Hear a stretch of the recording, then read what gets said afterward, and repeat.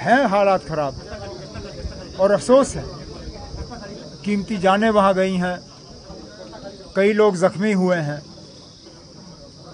मैं तो सिर्फ उन्हें अपील करूंगा कि कानून को अपने हाथ में ना लिया जाए। सर केसीसी बाकी एकदम मुझे बात खत्म करने दीजिए। जी सर, बोलिए। कानून अपने हाथ में ना लें, उनको जो है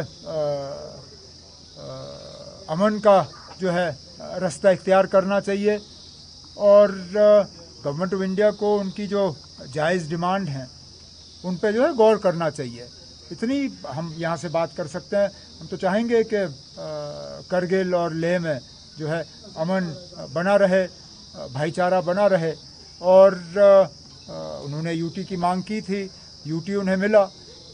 इस यूटी के तहत जितनी वो तरक्की हासिल कर सके करें। सर भाजपा कहती है कि ये दंगा जो है कांग्रेस ने भड़काया हुआ है, ये सब उनकी देन है। जब हुकूमत उनकी है, इंतज़ामिया उनका है, जब वो फेल हो जाते हैं तो किसी और को कसूरवार ठहराते। अब अगर कांग्रेस इतनी ही ताकतवर है कि वो लद्दाख में दंगे करा सकती है तो फिर उनका काउंसिल क्यों नहीं बना? जब काउंसिल के इलेक्शन हुए, जीत किसकी हुई? बीजेपी की हुई। कांग्रेस की तो वहाँ बुरी तरह से हार हुई।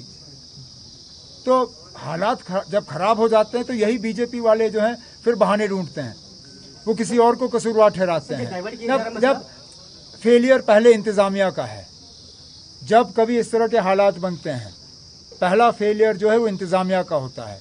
इंतज़ामिया को देखना चाहिए कि वो फेल क्यों हुए और इस तरह के हालात क्यों बने। इस तरह दूसरों को इसके लिए कसूरवार ठहराने से कुछ नहीं होता ना। फारूक साहब और सज्जाद किचलू साहब राज्यसभा जा रहे हैं, कुछ ऐसी भी खबरें निकल के सामने आई थी। अब आप लोग तो कोई भी खबर बनाइए ना, आप जिसके नाम डालना चाहते हैं डाल दीजिए, बाकी पार्टी फैसला करेगी।